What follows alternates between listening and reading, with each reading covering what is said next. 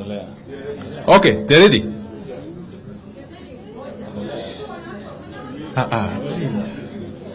Okay, fine. This is the Azimio Parliamentary Group meeting statement.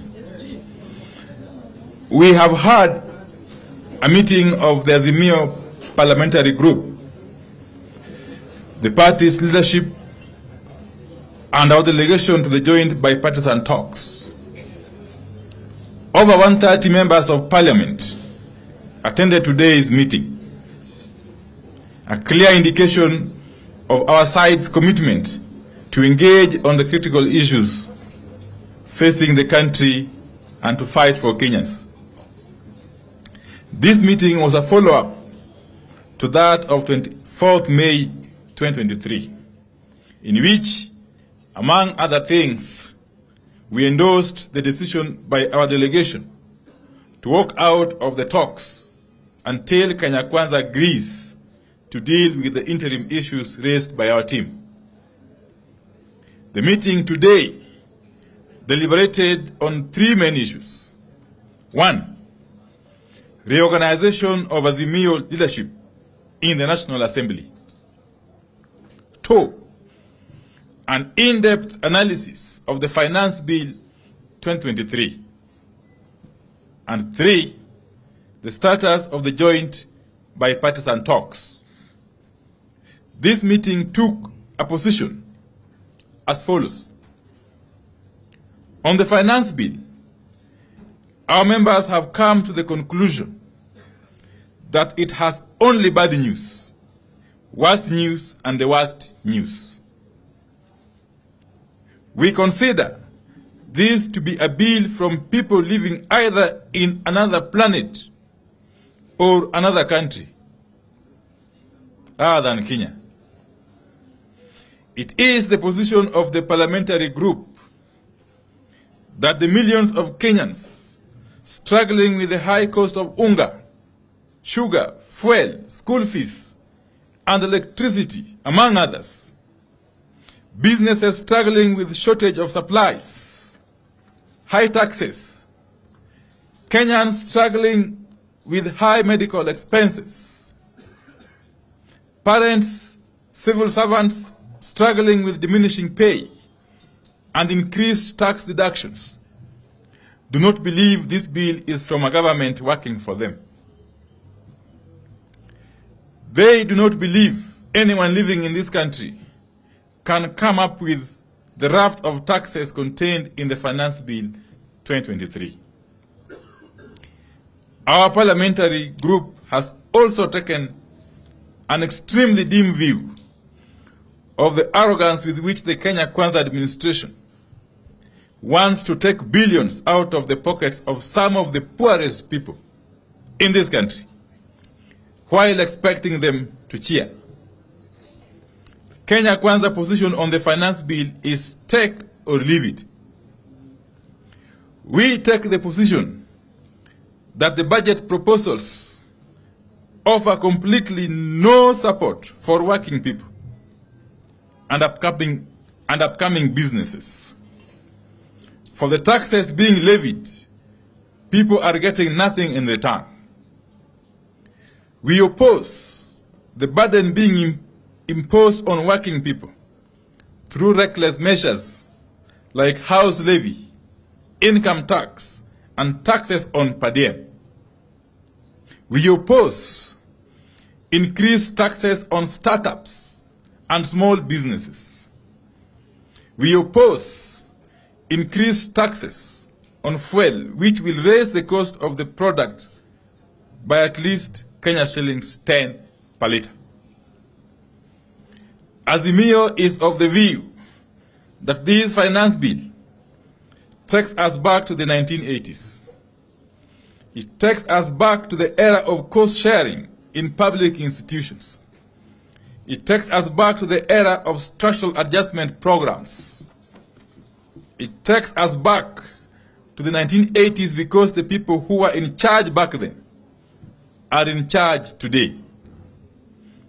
It is our position that in the long history of budget making in this country, Never has a regime tasked our people to sacrifice so much by way of taxes for so little by way of gains. We have refused to sit back and watch as Kenyans are being harassed to fix cash crunch caused by economic mismanagement, wasteful spending, corruption, and skewed and incompetent hiring into critical public positions. We reject this backward march. We reject the finance bill in total. We reject excess taxation to finance wasteful expenditure. On reorganization of leadership, it is our hope that the media fraternity and Kenyans at large recall that at our last meeting, we recognized the resolutions of our affiliate party, Jubilee, reached at the party's special National Delegates Convention, including the change of leadership. We said those changes must be taken as final and must be respected and enforced by the Office of the Registrar of Political Parties. In furtherance of those resolutions by Jubilee NDC, Azimio has today settled on the Honorable Mark Mwenje, the MP for Embakasi West, as the Deputy Minority Whip of the National Assembly.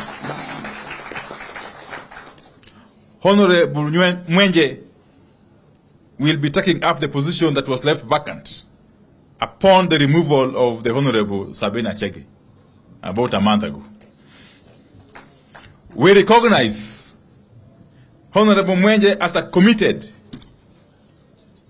consistent, energetic, and youthful fighter who has shown the will to stand up for the people and the party. We have no doubt that he will prove equal to the task. We reiterate that Azimio will do everything possible to protect affiliate parties from heinous attacks emanating from the Kenya Kwanza regime. We will do whatever it takes to protect multi-party democracy, for which many Kenyans lost their lives. On the joint bipartisan talks, the PG received a briefing as follows: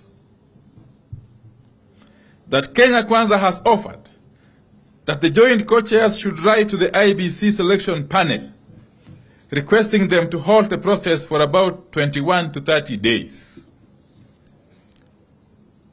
To preserve the IBC's presidential election servers, the Kenya Kwanza side has expressed willingness to co-author a letter to the IBC reminding them of their legal obligation to preserve the presidential election servers and the data contained therein. Kenya Kwanza has asked that the co-chairpersons meet to discuss and write the required letters so that the joint bipartisan talks can continue. With regard to interference in Jubilee, the Kenya Kwanza has indicated willingness to commit in writing to respect the ruling of the political parties' disputes tribunal, confirming the Jubilee Party leadership. They have no offers on lowering of the cost of living because they are married to the finance bill, and we have a plan for the bill. The PG has noted the two concessions made by Kenya Kwanza. It is, however, the view of the parliamentary group that those concessions are not good enough to allow us return to the talks. It is also our position that the finance bill as presently crafted must be withdrawn and replaced by a bill that appreciates the suffering of the people, the people of Kenya are going through. the bill must be withdrawn in totality and be reintroduced afresh in a manner that is sensitive to the plight of the poor Kenyans. Indeed, the Azimio MPs have resolved to sign a public pledge to oppose the bill, awaiting its withdrawal. Indeed, many other MPs, other than those from Azimio, are equally prepared to do this. It is our resolution that other than merely committing not to interfere in the affairs of other parties, Kenya Kwanza must agree that all Jubilee MPs, and indeed any other MPs, who have defected to Kenya Kwanza, in essence, have to face by-elections in line with the Constitution of Kenya. Until all these are agreed upon, the joint bipartisan talks remain suspended. Kenya Kwanza has up to midnight today to comply. Thank you very much. End of statement. We are not taking any questions. Thank you.